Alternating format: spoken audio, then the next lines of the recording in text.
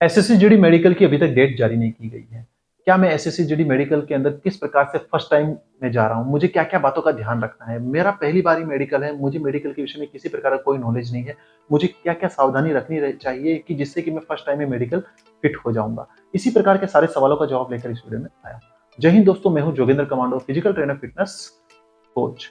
आप सबके अपने YouTube चैनल जोगेंद्र कमांडो पे हार्दिक स्वागत करता हूं। तो दोस्तों, स्वस्थ रहो, मस्त रहो और इसी प्रकार से चैनल पे प्यार बरसाते रहो। तो दोस्तों, वीडियो शुरू करने से पहले अगर आपने अभी तक हमारे YouTube चैनल को सब्सक्राइब नहीं किया तो चैनल को सब्सक्राइब कर बेल नोटिफिकेशन को ऑन कर दीजिएगा, जिससे कि भविष्य में इसी प्रकार की जानकारी आपको समय समय पर मिलती रहे। तो चलिए वीडियो शुरू करते हैं। तो सबसे पहले देखिए दोस्तों, अभी एसएससी जीडी का जो मेडिकल की डेट्स आई नहीं, बट आपको अनुमानित ये डेट बताया गया था कि जून के सेकेंड वीक में होगा। अब कह रहे हैं कि जुलाई के सेकेंड वीक में होगा। देखिए दोस्तों, ये जो डेट आगे पीछे हो सकती है, पर आपको मैं बताना चाहूंगा दोस्तों कि आपका अगर फर्स्ट टाइम है मेडिकल के लिए, अगर आपने फर्स्ट टाइम क्वालिफाई किया है, फर्स्ट टाइम मेडिकल के लिए जा रहे हैं, तो आपके मन में बहुत सारे सवाल होंगे। आप हर बार सर्च कर रहे होंगे कि मैं क्या क्या सावधानी रखूं, क्या क्या नहीं रखूं। देखिए दोस्तों, सबसे पहले अगर मैं आपको बताना चाहूंगा, आपको किसी प्रकार का कोई भी अपने मन में किसी प्रकार का कोई भी सवाल हो, कोई भी शक हो, तो आप किसी भी नजदीकी गवर्नमेंट हॉस्पिटल में चले जाएं, डॉक्टर से सलाह लें। डॉक्टर आपको डेफिनेटली एक बेहतर सजेशन देगा और उसका अगर आपके पास कोई भी कमी होगा तो उसको दूर करने का उपाय बता देगा, क्योंकि अभी आपके पास समय है। तो आप जो है, मेरा तो मानना ये है कि सबसे पहले आपको वहां पर जाकर किसी प्रकार का कोई भी हो तो आप वहां पर जाकर चेकअप करा लीजिएगा। आपको डेफिनेटली, देखिए, अगर आप चेकअप करा लेते हैं, अगर कोई बीमारी है तो वो आपकी दूर हो जाएगी। ये बात तो आप मानते हैं, अगर कोई बीमारी है तो आपकी दूर हो जाएगी। अगर अदरवाइज कोई बीमारी नहीं है तो आपके अंदर एक सेल्फ कॉन्फिडेंस डेवलप होगा, जो कि आपको मेडिकल के अंदर पास होने में बहुत मदद करता है। देखिए, क्योंकि आपका फर्स्ट टाइम मेडिकल है। जो भी मेरे दोस्त हैं जो पहले मेडिकल दे चुके हैं, उनको तो कॉन्फिडेंस है ही, उनके पास पता ही है क्या है क्या नहीं। पर जिनका फर्स्ट टाइम है, मैं उनसे रूबरू होना चाहता हूँ। उनकी जो समस्या है, उनकी जो बातें हैं, उनके मन में कोई भी सवाल हो तो वो मुझे कमेंट बॉक्स में कमेंट कीजिएगा, डेफिनेटली मैं जवाब देने की कोशिश करूंगा। देखिए, ये मेडिकल का पूरा वीडियो है, इसके ऊपर आपके मेडिकल के रिगार्डिंग किसी प्रकार का कोई भी डाउट नहीं रहेगा। आपके मन के अंदर सारे डाउट में क्लियर कर दूंगा। आप बिना स्किप किए हुए ये पूरा वीडियो देखिएगा, जिससे कि आपको पूरा बेनिफिट मिल सके और आप फर्स्ट टाइम में मेडिकल क्लियर कर दें। कब? जबकि आपके अंदर किसी प्रकार का कोई भी कमी ना हो। क्यों? क्योंकि कुछ ऐसी चीजें करते हैं जिसके अंदर आपका क्या है कि घबराहट के कारण आपका ऑटोमेटिकली बीपी हाई हो जाएगा और बीपी के अंदर आपका पॉइंट बन सकता है। आपको क्या क्या सावधानी रखनी चाहिए, मैं इसी के ऊपर आपकी चर्चा करूंगा। सबसे पहले हम यानी कि ऊपर से लेके चलते हैं, यानी कि इसके तीन पार्ट्स कर देते हैं। सबसे पहले हमारा जो फेस का करेंगे, तो फेस के अंदर क्या क्या आएगा? आंख, नाक, दांत और अपने जो है अंदर के गले का चेक करेंगे। यानी कि देखिए, ये आंखों के अंदर आपको सबसे पहले मैं बताना चाहूंगा, आंखों का क्या करेंगे, एक डिस्टेंस चेक करेंगे। इसके अंदर आपको 6x6 होना चाहिए। अगर आपका एक आंख में 6x6 है, एक में 6x9 है, 6x12 है, तो आप पास नहीं हो पाएंगे। उसके लिए आप क्या कर सकते हैं? उसके लिए आप डेफिनेटली आप नजदीक किसी भी गूगल पर जाकर लिखिएगा आई चार्ट। आई चार्ट के अंदर आपको इंग्लिश का आ जाएगा, आप उसको डेली पढ़िए। डेली पढ़ने से क्या होगा? आपके अंदर एक कॉन्फिडेंस डेवलप होगा, आपके अक्षर पता चल जाएंगे, आप अक्षर को पहचानने लग जाएंगे, आप उस जो वर्ड्स है, वर्ड्स को पहचानने लग जाएंगे। जब आपका टेस्ट होगा तो आपको अचानक ऐसा घबराहट नहीं होगी, अरे यार क्या लिखा है, एच है कि आई है कि एल है। वो आपको मन में किसी प्रकार का सवाल नहीं होगा। उसका डिस्टेंस दे रखा है, आप उतने डिस्टेंस पे रखिए और आप अपने जो है डेली उसको प्रैक्टिस कीजिए। सुबह उठते हैं, सुबह उठ के अपने ठंडे पानी से आंखों को धोइए। धोने के बाद अगर आपका किसी प्रकार की कोई परेशानी है तो आई स्पेशलिस्ट कोई डॉक्टर है उससे मिल लीजिए, आई ड्रॉप ले लीजिए। अगर आपका आंखें कमजोर है तो आप अच्छी और हरी ग्रीन सब्जी खाइए, जिससे कि आपका आंख ठीक हो जाए। जैसे आई आई डिस्टेंस के बाद क्या चेक करेंगे? आपका कलर विजन चेक करेंगे। कलर विजन जो है एक परमानेंट जो है अनफिट की कैटेगरी में आता है। अगर आपको कलर विजन दे दिया तो आपका फिट होने के कोई चांसेस नहीं होते हैं, क्योंकि कलर विजन जो है जन्म से होते हैं। ये जो है आपके जो फैमिली में होंगे अनुवांशिक होते हैं। ठीक है, तो इसके अंदर आप कुछ भी नहीं कर सकते हैं। अगर आपके मन में है तो कोई भी आप गूगल पर जाकर या फिर यूट्यूब पर जाकर देख लीजिएगा, कलर विजन लिखिएगा, उसकी बुक है, आप उसको पढ़ लीजिएगा। अगर आपको वो कलर उसके अंदर जो वर्ड्स हैं, जितने वर्ड लिख रखे हैं, 1 है, 2 है, 9 है, 8 है, 18 है, 16 है, 17 है, इस प्रकार से अगर आपको दिख रहे हैं तो आपको कलर ब्लाइंड की कोई आवश्यकता नहीं है। अगर आपको वैसे ही चाहिए तो आप गवर्नमेंट हॉस्पिटल में जाकर भी आप चेकअप करा सकते हैं। उसके बाद में वो चेक करते हैं एक भेंगा, जैसे कि रतौंधी जिसको बोलते हैं। आप देख रहे हैं मैं इधर हूं, लेकिन मेरी आंखों की पुतली इधर जा रही है। देखिए, कुछ मेरे दोस्तों ने सवाल किया था कि सर मेरा तो थोड़ा ही है, मेरा कम है। देखिए, आप एक चीज मान के चलिए, अगर मेडिकल के अंदर एक सीट के ऊपर कम से कम 10 आदमी को बुलाते हैं, तो वो जिसके अंदर कोई कमी होगा, फोर्स उसको क्यों लेगी? ये आपको खुद को एक मन में होना चाहिए। अगर आप अपने घर पे भी किसी व्यक्ति को अगर काम पर रखना चाहते हैं, तो आप एक जो कमज़ोर व्यक्ति आप उसको तो रखेंगे नहीं, कोई जो मजबूत व्यक्ति होगा उसी को रखेंगे ना। तो ये मन में रह के चलिएगा कि आपको मेडिकल के अंदर की भी कोई छोटी-मोटी कमी हो तो आपको वो पास कर देंगे, नहीं करेंगे। क्योंकि आपसे बेटर खड़ा है ना, आपसे बेटर अपॉर्च्युनिटी वाला या फिर आपसे अच्छा है, उनके पास कैंडिडेट है, तो वो उसको ले लेंगे ना। ये एक साधारण सी बात है और इसको आपको मानना रहेगा। इसके बाद हो गया, रतन जी आपका चेक हो गई। उसके बाद में आपका नोज़ का चेक करेंगे। नोज़ के अंदर अगर आपका साइनस है या डीएनएस की है तो आपको दिक्कत हो सकती है। लेकिन वो पूरी मशीनों के द्वारा वैसे चेक नहीं करते हैं, नॉर्मली चेक करते हैं। अब उसके बाद में आपके मन में एक उसके बाद में क्या करेंगे, उसके बाद में आपका देखेंगे दाँत। अब देखिए दाँतों के अंदर क्या होता है कि दाँतों के अंदर टोटल 14 पॉइंट चाहिए। टोटल 14 पॉइंट चाहिए, फिर उसके बाद में आपके दाँतों के बीच में ज़्यादा छे गैप नहीं होना चाहिए, टेढ़े-मेढ़े ना हो और उनका जो है एक-दूसरे के ऊपर आसानी से बैठ जाए। यानी कि नॉर्मल व्यक्ति की तरह दाँत होने चाहिए भी मतलब कि दूसरी तरह से नहीं होने चाहिए। पहली बात 14 पॉइंट होने चाहिए टेढ़े-मेढ़े और ज़्यादा टेढ़े-मेढ़े नहीं होने चाहिए और एक अच्छी तरह आपकी जो मोलार है, जो जाड़ है, वो जाड़ आराम से ईज़िली आपके दाँतों के ऊपर बैठनी चाहिए, आगे-पीछे गैप नहीं होना चाहिए।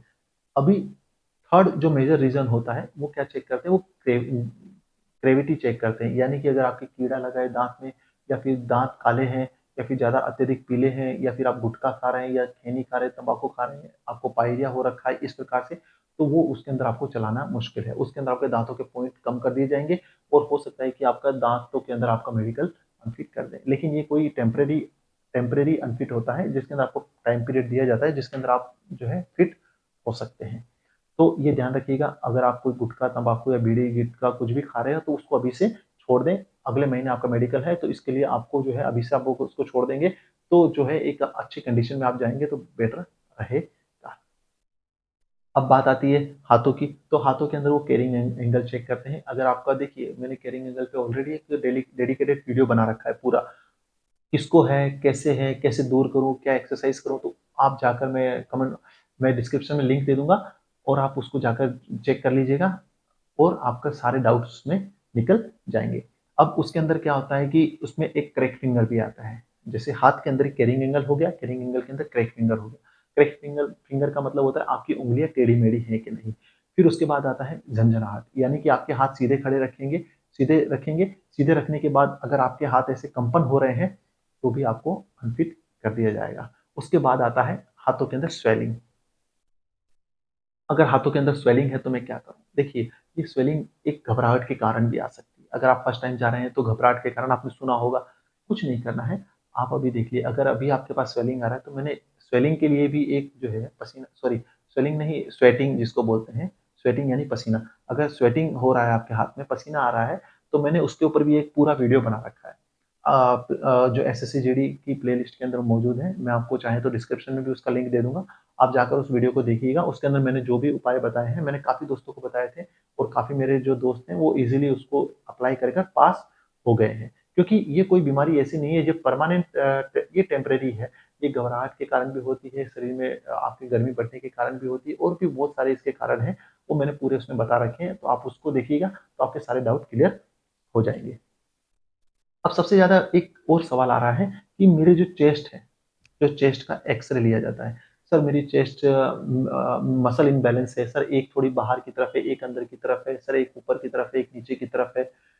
तो मैं आपको दोस्तों बताना चाहूँगा कि देखिए वो एक्स-रे कराते हैं। अगर आपकी जो ये जो पसली है, जो रिब्स है, ये जो पसली है जो चेस्ट की जो मसल्स हैं, अगर मसल्स के नीचे जो हड्डी है, अगर वो हड्डी ऊपर-नीचे है या तिरछी-मिर्ची है, तो आपका मुश्किल है। अगर आपका मसल इम्बैलेंस है, कुछ लिटरली अगर थोड़ा ऊपर-नीचे हो, तो हो सकता है कि आपको पास कर दें। अदरवाइज़ मैं आपको बता चुका हूँ कि आपसे एक बेटर कैंडिडेट खड़ा है, तो वो आपको क्यों लेगा? इसलिए आपको करना रहेगा। अभी आपके पास टाइम है, अगर आपका मसल इम्बैलेंस है, एक चेस्ट बड़ी है, एक छोटी है, तो डेफ़िनिटली आप वन हैंड से जो भी तरफ से आपका वीक पॉइंट है, उसको ज़्यादा ट्रेन करें। अगर उसको ज़्यादा ट्रेन करेंगे, ऑटोमैटिकली वो डेवलप हो जाएगा। लेकिन वो 1 दिन या 2 दिन में नहीं, वो धीरे-धीरे प्रैक्टिस करने से हो जाएगा। तो मसल आप समझ गए चेस्ट में अगर इम्बैलेंस है तो वो हो जाएगा। अब आता है आपका जो ब्लड टेस्ट करेंगे, यूरिन टेस्ट करेंगे, तो उसके अंदर आपका हीमोग्लोबिन चेक करेंगे। हीमोग्लोबिन चेक करेंगे तो हीमोग्लोबिन आपका पूरा होना चाहिए। अब हीमोग्लोबिन कम होने के कारण भी आपको डिस्क्वालीफाई कर दिया सकता है। तो आप जो है अपना ऑलरेडी आप चाहें तो चेकअप करा सकते हैं और यूरिन के अंदर आपका शुगर लेवल चेक करते हैं। तो अभी आपकी एज ही इतनी है कि आपको इस प्रकार की कोई बीमारी होगी नहीं। फिर आपका एक बीपी चेक किया जाता है। बीपी के दौरान आपको क्या है कि अगर घबराहट नहीं रहे ना, एकदम नॉर्मल बीपी से पहले आप ठंडा पानी पी लीजिए, थोड़ा भी कोई भी ठंडा पानी पी लीजिए, पानी पी के आराम से जाइए, निश्चिंत रहिए, आराम से उसको चेक कराइए, इजीली आप पास हो जाएंगे। अब उसके बाद आता है कि अगला जो है आपको मैं बताना चाहूंगा दोस्तों, उसके बाद आते हैं आपके पैरों के। पैरों के अंदर आपका जो है नोकनी आता है, नोकनी आता है और फ्लैट फुट आता है। तो नोकनी तो आपको खुद को चेक करने से आपको पता चल जाएगा। तो नोकनी के ऊपर भी मैंने एक डेडिकेटेड वीडियो बना रखा है, बहुत बेहतरीन वीडियो है। मैंने काफी लोगों को सजेस्ट किया था और उनको बहुत ही जल्दी और बहुत अच्छा उनको रिजल्ट मिला था। तो उसके लिए उसका भी मैं डिस्क्रिप्शन में लिंक दे दूंगा। अगर आप चाहें तो जो हमारे एसएससी जीडी की प्लेलिस्ट है उसमें जाकर आप चेक करेगा तो आपको वहां पर भी वो वीडियो मिल जाएगा। फ्लैट फुट, अब फ्लैट फुट के लिए क्या कर सकते हैं? फ्लैट फुट के अंदर क्या होता है कि काफी अगर आपको है तो उसमें आपको डिस्क्वालीफाई करने का बहुत ज्यादा चांसेस रहता है। अगर अभी भी आपके पास टाइम है, अगर आप चाहें तो कुछ योगासन हैं जैसे कि त्रिकोणासन है। त्रिकोणासन करने से आपको जो फ्लैट फुट की समस्या है एकदम से दूर नहीं होती है, पर धीरे धीरे वो अभ्यास करने से दूर हो जाती है। कुछ फ्लैट फुट वाले आपके जूते आते हैं जिसके अंदर वो इस प्रकार से कर्व कर मतलब घुमाव दिया जाता है कि जिससे प्रेशर देकर किया जाता है। देखिए फ्लैट फुट का मतलब ये होता है कि ये जो हमारी हड्डी है, हड्डी जो है सीधी हो जाती है और कर्व नहीं रहती, इसलिए वो ऐसा हो जाता है। ये जेनेटिकली भी होता है, आपके माँ बाप के हैं तो आपके भी हो सकते हैं, लेकिन ध्यान रखिएगा अगर बचपन में है तो आप कुछ इसकी इलाज करा सकते हैं। इलाज का मतलब ये है कि डेली रूटीन में प्रैक्टिस कर आप इसमें थोड़ा सा कर्व ला सकते हैं। तो यहाँ पर हमने पूरी मेडिकल की चर्चा कर ली। अब देखिए आपके जो प्राइवेट पार्ट्स हैं उसका भी मेडिकल होता है, तो आप जो है चेक करा लीजिएगा कि आपके पाइल्स है या नहीं। तो अगर अगर आपके पाइल्स है तो आप ऑपरेशन करवा लीजिएगा, अदरवाइज आपको तकलीफ हो सकती है, उसके अंदर भी आपका पॉइंट बन सकता है। अब आपके मन में एक सवाल आता होगा कि सर मैं इस प्रकार से क्या क्या करूँ? तो देखिए दोस्तों, सबसे पहले आप जाने से पहले अपने पूरे बॉडी की मतलब जो भी अनवांटेड अनवांटेड मतलब कि जो हम भी अनावश्यक हेयर है उनको आप रिमूव कर जाइएगा। बढ़िया सा आप एकदम से मतलब कि आपको मतलब कि दांतों को एकदम से सफाई करके जाइएगा। कानों के अंदर ज्यादा तेल या फिर ऐसे डालने की आवश्यकता नहीं, उनको भी साफ रखिएगा, क्योंकि कान एक ऐसी चीज है कि इसके अंदर वो डालकर मतलब एक दूरबीन से देखते हैं कि आपके कान के जो पर्दे हैं वो सही तरीके से होने चाहिए। देखिए आपको आप उसको चेक करा लीजिए, उसमें से मवाद नहीं होनी चाहिए, यानी कि जो पिल्स जो निकलती है मवाद वो नहीं निकलनी चाहिए, कान का पर्दा फटा हुआ नहीं होना चाहिए, एक सही रूप से होना चाहिए। तो डेफिनेटली आप पास हो जाएंगे। अब एक मेजर सवाल आता है सबकी तरफ से कि सर मेरे पास टेटू है, मैं क्या करूं? मैं दूसरा एक लड़का था उसका टेटू था वो पास हो गया, मैं पास होऊंगा या नहीं? देखिए दोस्तों, फौज के अंदर जो है अभी आपको मैं बताना चाहूंगा टेटू ऑथराइज नहीं है। अब भर्ती होने के बाद अगर आपने करवा रखा है, आप अगर उसको देखकर अगर बनवा लेंगे और नहीं मिटवाएंगे तो आपको अनफिट कर दिया जाएगा।